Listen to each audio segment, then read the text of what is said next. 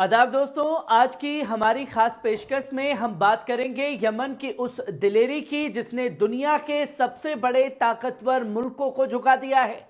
Yemen जो जंग और मुसीबतों के दरमियान भी अपने उसूलों और मज़ाहमत पर कायम है। लाल सागर से लेकर अरब सागर तक यमन ने अपनी ताकत और हौसले का ऐसा पैगाम दिया है जो तारीख में दर्ज हो चुका है।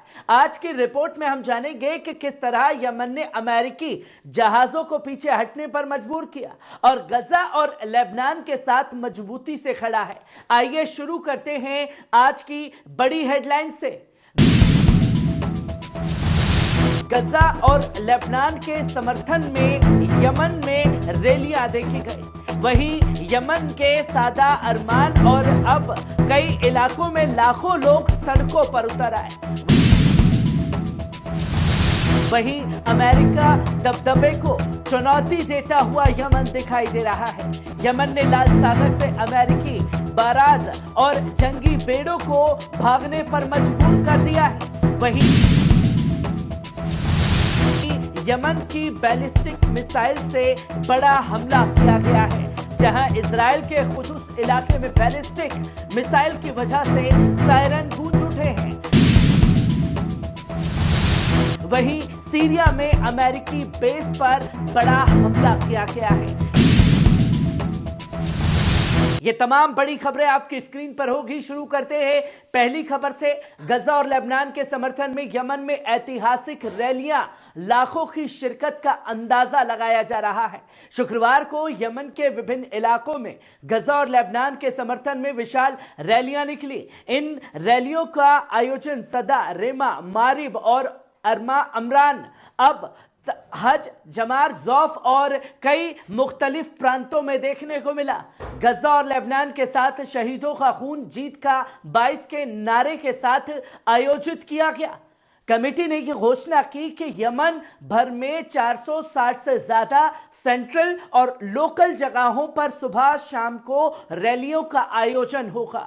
इन रैलियों का मकसद गजा और लेबनान के मासूमों पर हो रहे इजरायली जुल्म के खिलाफ आवाज उठाना है। खासकर हुदैदा प्रांत जो लाल सागर के किनारे स्थित है, उसमें 103 जगहों पर रैलियों का आयोजन किया गया। इसी तरह इब प्रांत में 75, हजा में 70 और अमरान में 49 और सादा में 29, सेंट्रल में कई रैलियां देखने को मिली। वहीं जौफ में 27 रैलियां, कई ताज में 26 और रेमा में 24 जगहों पर इजराइल के खिलाफ एहतजाज देखने को मिला।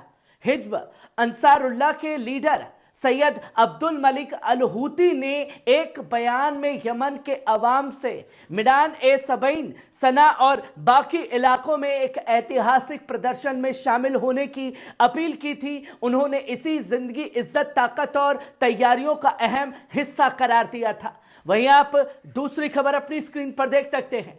अमेरिकी दबदबे को चुनौती देता यमन। हिज्ब अंसारुल्लाह के leader Syed Abdul Malik al Houthi ने गुरुवार को बयान देते हुए कहा कि यमन ने अमेरिका की बारज और जंगी बेड़ों को चुनौती दी और कभी अपने मौकिफ से पीछे नहीं हटा। उन्होंने इस फतह, मौत और जिहाद मुकद्दस की लड़ाई जारी रखने का अज़्म बताया। सैयद हूती ने खुलासा किया कि यमनी ताकतों ने अमेरिका की मशहूर हामिलाए तैयारे आइजनहवर को निशाना बनाया, जो लाल सागर से हारी हुई और जलील होकर निकलने पर मजबूर हो गई। इसके बाद अब्राहम लिंकन नाम की हामिला एक तैयारी ने भी अरब समंदर छोड़कर वापस लौटने का फैसला किया।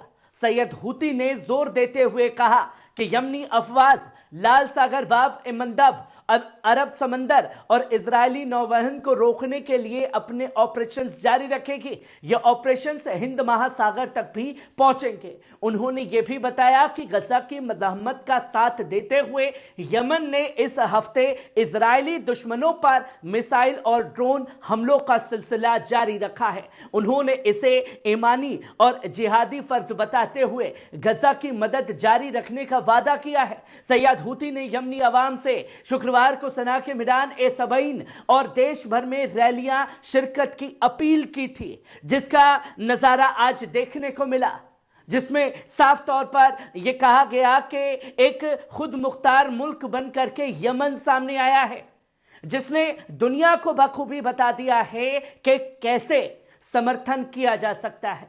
क्योंकि बीते एक साल जंग के दौरान में यह देखने को मिला कि अगर अवाम इजराइल के खिलाफ है तो हुकूमतें सपोर्ट कर रही हैं, और अगर हुकूमतें वो कर रही हैं तो कहीं ना कहीं अवाम समर्थन करती हुई दिखाई देती है। पर यमन एक ऐसा मुल्क बन चुका है जहां की सरकार भी उसके खिलाफ है, उसकी सेना की तरफ से रह रह करके ऑपरेशन हो रहे हैं, और जो जो वादे जंग के दौरान यमन ने खासतौर पर गजा के आम लोगों से किए, लेबनान के लोगों से किए, उसे निभाता हुआ डंके की चोट पर नजर आया है खासतौर पर यमन। और यमन ने यह बता दिया कि जब ईमान का जज्बा आपके दिल में हो तो बड़ी से बड़ी सुपर पावर ताकत को भी झुकाया जा सकता है। वहीं आप तीसरी खबर अपनी स्क्रीन पर देख सकते हैं। यमन ने बैलिस्टिक मिसाइलों से इजरायली कब्जे इलाके में अलर्ट कर दिया है। इजराइल के दक्षिण कुदुस इलाके में सायरन की आवाज गूंज उठी। इजरायली जंगजदा महकमे के मुताबिक यह अलर्ट यमन से दागे गए बैलिस्टिक मिसाइल की वजह से जारी किया गया। इजरायली फौज के तर्जुमान ने कहा कि यमन से मिसाइल लाल सागर के रास्ते इजराइल की तरफ छोड़ी गई। इसके बाद कुदूस और आसपास के इलाकों में हड़कंप मच गया। इससे पहले हिज्ब अंसारुल्लाह के leader Syed Abdul Malik al Houthi ने अपने बयान में कहा था कि यमन अपनी मज़ाहमत से पीछे नहीं हटेगा और गजा के साथ खड़ा रहेगा। उन्होंने यह भी जाहिर किया कि यमन की ताकतें इजरायली हमलों को लाल सागर, बाब मंदब और आसपास के इलाकों में रोकने की कार्रवाई को जारी रखेगा, वो पीछे हटने वाला बिल्कुल नहीं है। वहीं आप चौथी खबर अपनी स्क्रीन पर देख सकते हैं। सीरिया में अमेरिकी बेस पर बड़ा हमला बोला गया है। देर एज़-ज़ोर में बढ़ते हमलों से एक माहौल बन चुका है। सीरिया के देर एज़-ज़ोर इलाके में स्थित अमेरिकी फौजी बेस कनोकी गैस फील्ड पर गुरुवार को यह हमला हुआ, जिसमें एक मिसाइल बेस के उत्तरी हिस्से में स्थित सपोर्ट और सप्लाई यार्ड पर गिरी। यह हमला उस सिलसिले का हिस्सा है जो अमेरिकी बेस पर एक रूटीन बन चुका है। इससे पहले मंगलवार को भी अल उमर ऑयल फील्ड और अल शदादी बेस पर भी मिसाइल हमले हुए थे, जिसकी तस्वीर लोगों के सामने आई और मौजूदगी को गंभीरता से सामना किया जा रहा है।